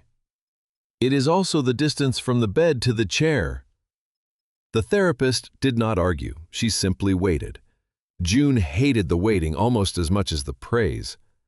By the second session, she was irritated by every encouraging phrases. By the third, she asked the therapist to stop congratulating her for activities she had performed without thought for most of her life. Celia found her later in the rehabilitation lounge, sitting beside a window with the walker parked several feet away as though it had personally offended her. "You left it out of reach," Celia said. "I wanted distance. From the equipment or what it represents?" June looked through the glass. Snow covered the hospital courtyard. A maintenance worker cleared a path between 2 benches, while another person followed with salt. "I know what you are doing," June said. "I have not done anything." "You are waiting for me to answer my own question." "It saves time." June folded her hands in her lap. "I do not like being praised for surviving the bathroom." "Then tell the staff what language you prefer." "I prefer not needing them." "That option is temporarily unavailable." June turned toward her. Celia removed her burgundy-framed glasses and cleaned them with the edge of her cardigan. "Needing help today does not remove your authority," she said. "You may ask for explanations. You may refuse unnecessary assistance. You may decide when visitors come. But you cannot protect your independence by pretending your body is somewhere it is not." June looked toward the walker. It feels as though everyone is waiting to see whether I am still capable. They are measuring recovery. It feels the same. Celia put her glasses back on. Then make them explain what they are measuring and why. Authority does not mean doing everything alone. Sometimes it means knowing exactly what you have agreed to. June disliked the answer because it sounded like something she might have told a nervous client years earlier. That afternoon, she asked the physical therapist to explain the purpose of each exercise before they began. The session did not become easier. It became hers. Ronan met Dr. Naomi Keller on the 5th day after June's surgery. Her clinic occupied the quieter end of a medical building in Albany, away from the main hospital corridors. The waiting room had pale blue walls, no television, and a small tabletop fountain that Ronan suspected had been designed by someone who had never suffered from directional sound problems. Naomi Keller entered wearing a charcoal cardigan over a blue-gray blouse. She was in her mid-50s, slight in build, with black hair streaked silver and cut level with her jaw. Small earrings shaped like waves moved when she turned her head. She shook Ronan's hand and did not ask about his military service. Instead, she asked when he last felt the floor tilt. 4 days ago. What were you doing? Walking outside. From warm to cold? Yes. Had you eaten? Coffee. That was not the question. Ronan almost smiled. The evaluation took most of the morning. Naomi tested his hearing at different frequencies, then examined how his eyes responded to movement and position changes. She asked him to stand with his feet together, first with his eyes open and then closed. The second test lasted only a few seconds, before Ronan stepped sideways. Naomi wrote something on her tablet. What? He asked. Your visual system is compensating more than you realize. Meaning? You rely heavily on sight to maintain orientation. When sound becomes confusing or vision is reduced, your balance worsens. I already know my balance worsens. You know the result. I am explaining the mechanism. The distinction mattered, though Ronan did not say so. After the tests, Naomi displayed the results on a cobalt blue tablet. She explained that the damage could not be erased. Hearing aids could improve clarity but would not restore natural hearing. Vestibular therapy could train his body to compensate more reliably. Changes in lighting, noise exposure, and work habits could reduce episodes. Ronan stared at the graphs. How long before I'm back to normal? Naomi did not soften her answer. You are not going back to the body you had 10 years ago. The sentence landed without cruelty. He appreciated that less than he would later. You may continue working, she said, but not by insisting your workshop remain designed for the man you used to be. I can still do the work. I believe you. Then why does everyone keep discussing what I should stop doing? Because capability and safety are not the same question. Naomi turned the tablet toward him again. I am not recommending that you close your business. I am recommending that you stop treating adaptation as evidence of defeat. Ronan looked at the wave-shaped earring near her left ear. Did Miles tell you to say that? No. Mr. Corbett told me you dislike being told what to do. He was right. He also said you occasionally listen when given enough evidence. Naomi handed him a printed plan, a hearing aid fitting, vestibular exercises, follow-up testing, temporary restrictions on ladders, solo lake trials, and high-vibration tools. Ronan folded the paper once. He did not place it in the nearest trash bin. Miles arrived at the workshop the following morning carrying bright tape, a box of signal lights, and the yellow notebook. Ronan stood in the center of the shop with his arms crossed. This looks temporary, he said. It looks visible. Miles marked the floor around the sanding machine and compressor. He installed flashing lights beside equipment whose alarms Ronan sometimes could not locate. Heavy tools were moved from upper shelves to waist-level storage. The process offended nearly every habit Ronan had built. You've changed the drill press station, he said. Yes. It has been there 12 years. That explains why it resisted. Miles then wrote a rule on a whiteboard. No ladder work alone. Ronan stared at it. You enjoy this. I enjoy clarity. I have worked alone for years. And recently, you stopped accepting jobs that required ladders. The rule only admits what your business records already know. Ronan looked toward June's office. Her adaptive work column remained on the spreadsheet. The workshop was beginning to tell the truth about him from several directions. His phone rang. The Oregon Restoration Company. Ronan stepped into the office and closed the door. The contract manager was friendly. They needed a final answer by the end of the day. Housing had been arranged. The first project would begin in 2 weeks. For months, the offer had represented clean distance. No one there knew about the medical appointment. No one would recognize changes in the workshop because there would be no workshop. He would arrive as a skilled contractor, complete a defined job, and leave before familiarity became obligation. Through the office glass, he saw Miles fixing a light above the compressor. Morrow slept beneath June's desk with the green and cream scarf beneath his head. The contract manager asked whether Ronan needed more time. No, Ronan said.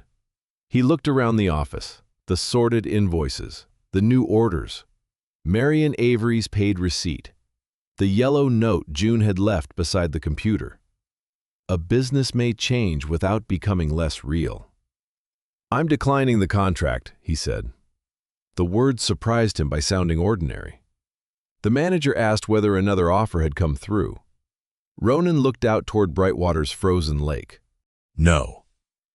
Then may I ask why? Ronan rested his hand on the desk. Because I have work here. After the call, he returned to the workshop. Miles glanced at him. Oregon? Yes. What did you tell them? No.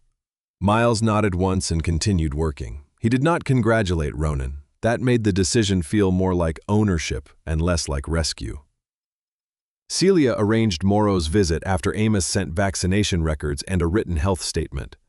The rehabilitation center allowed the meeting in a private common room near the courtyard. Ronan remained responsible for the leash, and the visit would end if Morrow showed stress. Amos warned Ronan not to expect too much. He is old, the veterinarian said. New floors, medical smells, rolling equipment. Let him set the pace. Morrow entered the center carefully. His nails clicked against the smooth floor. His ears moved at every unfamiliar sound, but he stayed close to Ronan until they reached the common room. June was waiting beside the window. She wore a pale blue cardigan, loose navy rehabilitation pants, and gray shoes with non-slip soles. The walker stood beside her chair. Her face looked thinner, and fatigue had softened the sharpness around her mouth. Morrow stopped in the doorway. For one moment, June seemed afraid he would not recognize her. Then his body changed, not dramatically. His tail did not whip, and he did not pull Ronan across the room. The old shepherd simply lifted his head and walked faster than he had in days. June lowered herself forward. Morrow. Ronan loosened the leash. The dog reached her and placed his silver muzzle beneath her hands. June held his face. She did not cry. She pressed her forehead to the black and gold fur between his ears and remained there, breathing. Morrow stood perfectly still. I thought you might be better without waiting for me, she whispered. Ronan looked toward the courtyard, giving the words somewhere to go without an audience. June continued quietly. I thought finding you another home would be kinder than asking you to live around what I could no longer do. Morrow lifted one front paw and placed it over the toe of her gray shoe. Then he sat down. Ronan held the leash loosely.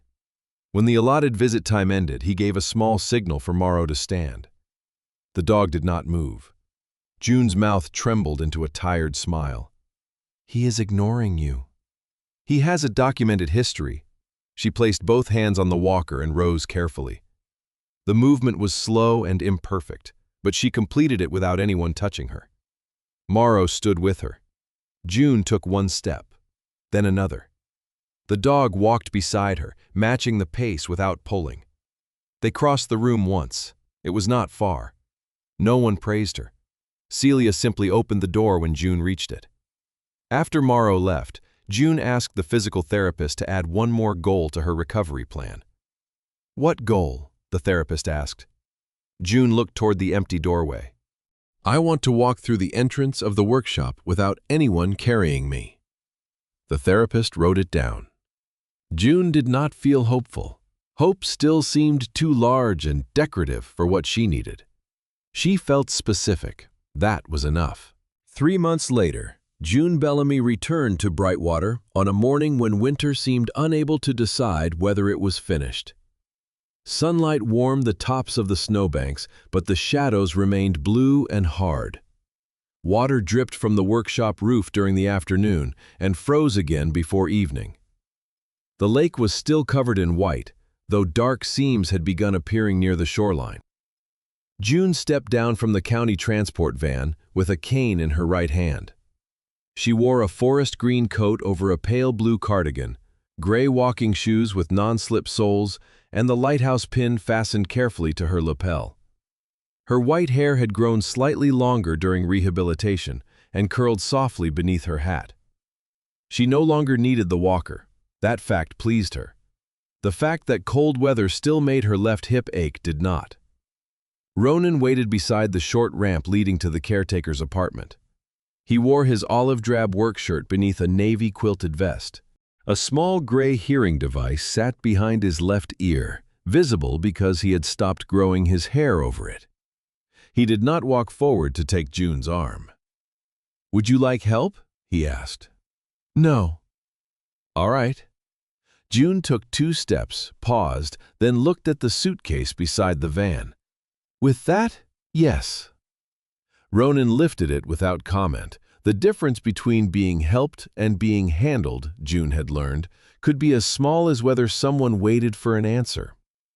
Morrow stood at the top of the ramp. His front left leg remained stiff after rest, and the cold had silvered more of the fur around his eyes. Amos had warned that age would continue doing its work no matter how carefully they planned around it. For several seconds, Morrow did not move. June tightened her grip on the cane. Then his tail struck the side of the doorway once. He descended the ramp slowly, reached her, and pressed his head against the front of her coat. June lowered one hand between his ears. "You took your time." Morrow leaned harder. Ronan looked toward the van driver and pretended to check the suitcase straps. June did not ask him to pretend more convincingly. The caretaker's apartment had changed, though not enough to feel unfamiliar. A wooden handrail now ran beside the entrance ramp. The bathroom floor had been covered with a matte, non-slip surface, and a second rail stood beside the shower. Motion-sensitive lights illuminated the hallway after dark. Ronan had lowered the lip of the bedroom threshold and replaced the loose kitchen cabinet handles with larger wooden poles. Nothing looked clinical. The rails had been shaped from warm cedar and finished to match the apartment trim. The ramp followed the line of the building instead of announcing itself from the parking lot. June inspected every improvement. "You made the bathroom rail too attractive," she said. "I can rough it up." "No, people may start asking for one." "They already have." On the kitchen table sat 2 documents and 2 keys. The first document was a standard rental agreement. It listed the monthly rent, utilities, notice requirements, and June's exclusive right to the caretaker's apartment. The second was a consulting contract for her bookkeeping work. It established an hourly rate, expected hours, and the fact that either person could end the arrangement without changing her housing agreement. June read both from beginning to end. Ronan waited near the window. Morrow rested beneath the table, his head moving between them whenever a page turned. "You included annual rent adjustments," June said. Celia suggested it. "Reasonable. You sound disappointed." "I was hoping to discover something objectionable." "You'll have time." June signed the lease first. Then she signed the consulting contract. Ronan placed one key near her hand. "Apartment." The second remained beside him. "Workshop." June turned her key over in her palm. A small brass tag had been attached to it, stamped with the letter J. "You labeled it." Miles said clarity prevents arguments. Miles enjoys preventing the wrong arguments. She closed her fingers around the key. There had been a time when accepting it would have felt like surrendering evidence that she could manage alone. Now it felt different. A key did not prove she needed someone else's house. It proved the door belonged partly to her life. Ronan had made one additional alteration. A small door had been cut into the lower section of the wall between the apartment hallway and the workshop office. It was large enough for Morrow to pass through without lowering his shoulders, and fitted with a simple wooden flap. June stared at it. "You cut a hole in a legal, fire-rated wall?" Ronan's expression changed. "It is in an interior partition approved by the building inspector." "You asked the inspector?" "I enjoy sleeping without fines." Morrow approached the low opening, sniffed the new wood, and walked through. A few seconds later he returned. Then he went through again. "He appears satisfied," Ronan said. "He has never respected property boundaries." "He has a keyless arrangement." The low door quickly became Morrow's preferred route. In the morning, he ate breakfast in June's apartment and crossed into the workshop while she dressed. Around noon, he returned to inspect her office. In the late afternoon, he positioned himself near Ronan's workbench until the machines stopped. Neither June nor Ronan admitted that the dog had developed a schedule for supervising them. They both followed it. Pierce Marine Woodworks no longer looked exactly as it had before June's surgery. The unfinished boats remained. Ronan had not abandoned the work that mattered to him. A restored cedar canoe hung from padded supports near the back wall, and a small fishing skiff waited for spring testing. But another section of the workshop now held shorter projects. Cedar handrails, raised feeding platforms, wide wooden steps for older dogs, chairs with higher seats and reinforced arms, a folding bench designed for people who needed to sit while removing winter boots. June had changed the spreadsheet category from adaptive work to accessible craftsmanship after Ronan objected for 3 consecutive weeks. He still claimed the new title sounded like a government grant. He also printed it on the invoices. Miles helped hire a part-time worker named Owen Price, a quiet 36-year-old carpenter recovering from a shoulder injury. Owen handled heavy lifting, ladder work, and exterior installations that required 2 people. Ronan disliked delegating at first. He would stand too close, correct hand positions that did not require correction, and redo measurements Owen had completed properly. Eventually, Owen began handing Ronan the tape measure before Ronan could ask.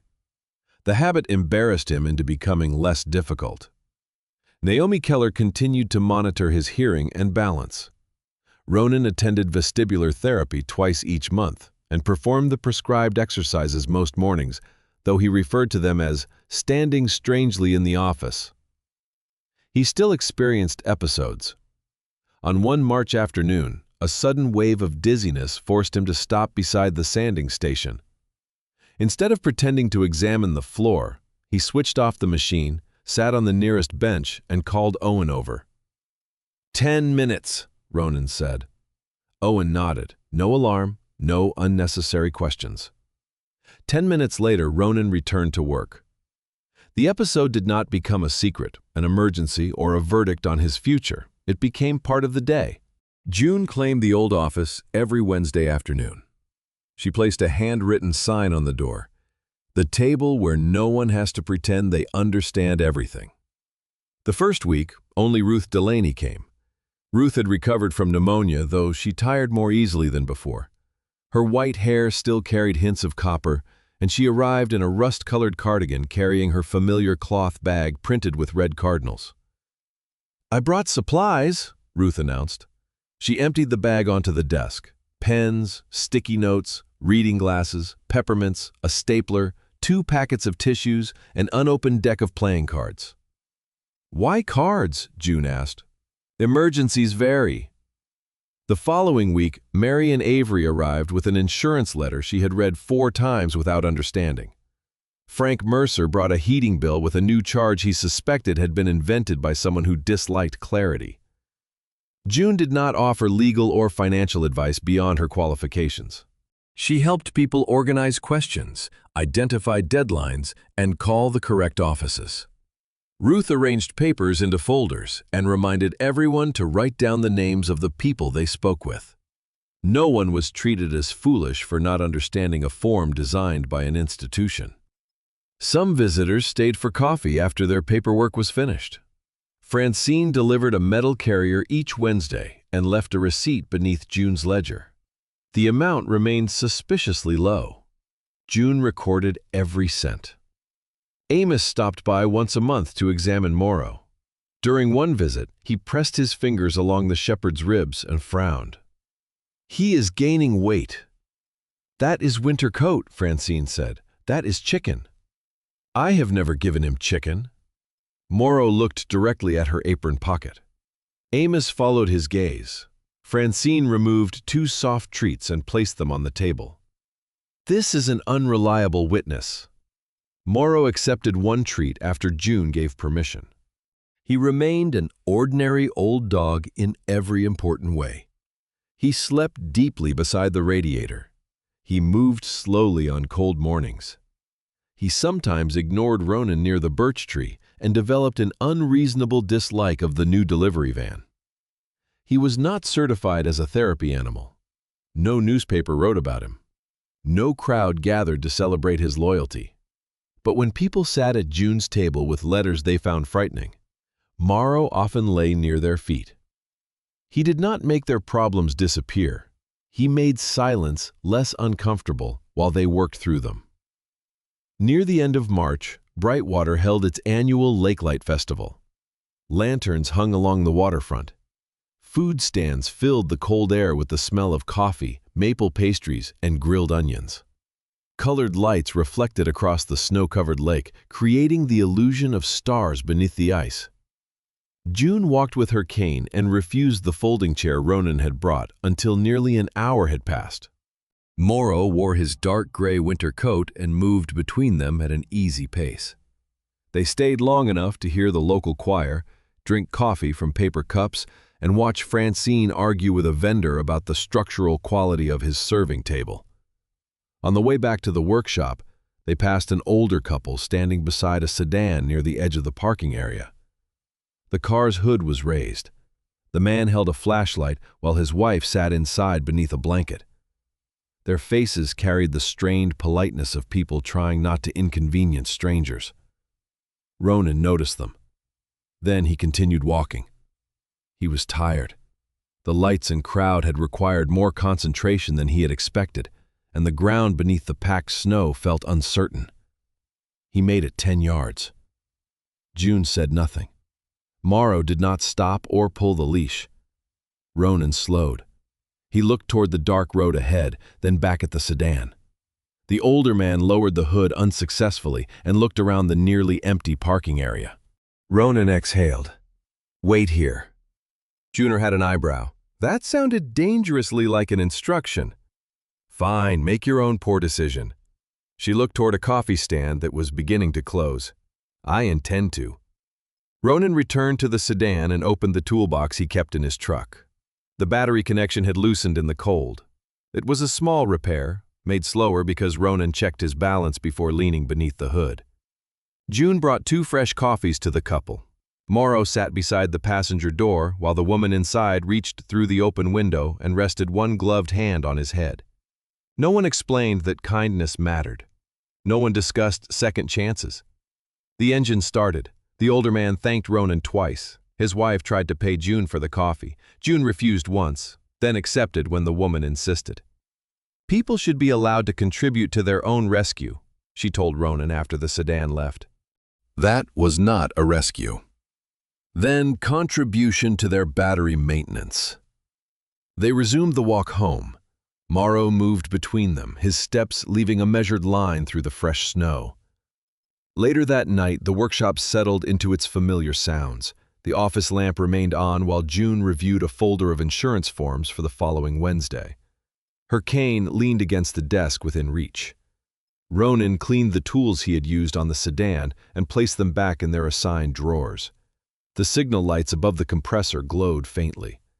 Morrow passed through the low door from the apartment. He stopped halfway. His front half rested on June's side of the wall. His hind legs remained in the workshop. The position looked uncomfortable. He sighed and went to sleep anyway. On a shelf above the doorway stood the old cardboard sign from Bellwether Feed and Supply. June had placed it inside a plain cedar frame Ronan built from scraps. The original writing remained visible. German Shepherd needs a permanent home adoption fee. $10 must meet in person. Beneath it, June had added one line in blue ink. Did not sell, fortunately. Ronan looked at the sign. You know, the grammar is debatable. It is emotionally correct. That is not a category. It is now. June returned to the insurance forms. Ronan switched off the last workshop light.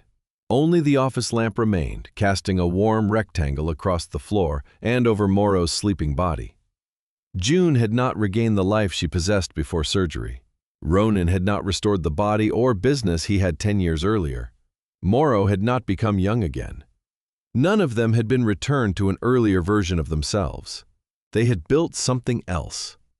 2 contracts, 2 keys, a low door between separate rooms, a place where help could be offered without becoming ownership, and accepted without becoming defeat. Outside, the final snow of winter began falling over Brightwater. Inside, no one needed to cross it alone. Sometimes healing does not mean becoming who we were before. It means learning to receive help without shame, to offer it without control, and to be grateful for the people and faithful animals who choose to stay beside us while we change. Perhaps God's grace often arrives quietly, through an open door, a patient friend, or one small act of kindness on a cold day. Share what this story meant to you in the comments, and subscribe for more stories of courage, companionship, and second chances. May your home be filled with peace, and may you never mistake needing someone for being weak.